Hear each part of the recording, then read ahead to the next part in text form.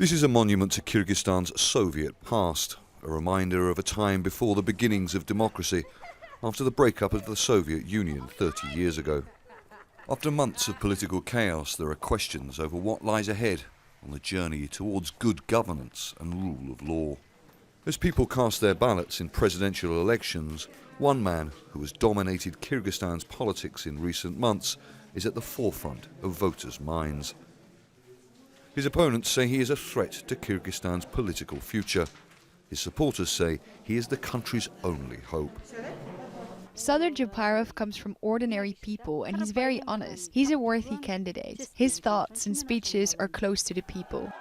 This is Sadyr Japarov after he was freed from jail by his supporters before they stormed the parliament building in protests after parliamentary elections in October. Those elections were annulled after widespread allegations of vote buying. Japarov describes himself as a conservative Kyrgyz nationalist. He says Kyrgyzstan's 10-year experience of a parliamentary system has failed.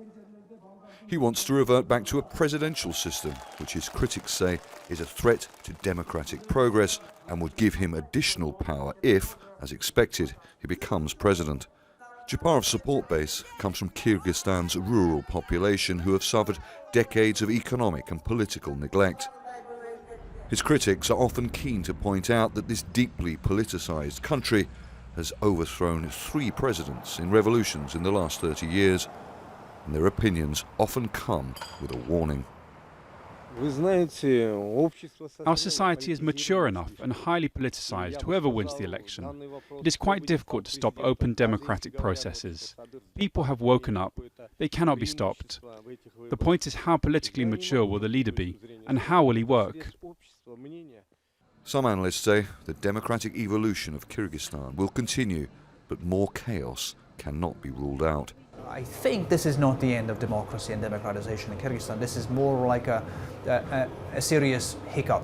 The very supporters, the very people who brought these people into power are not going to be waiting for that long to deliver proper governance. And with this sort of constitutional reform and this sort of power centralization, it's not going to work out.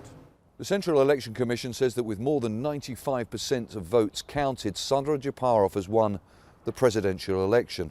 It also says that in the constitutional referendum, there's been a convincing yes to a return to some form of presidential system of governance.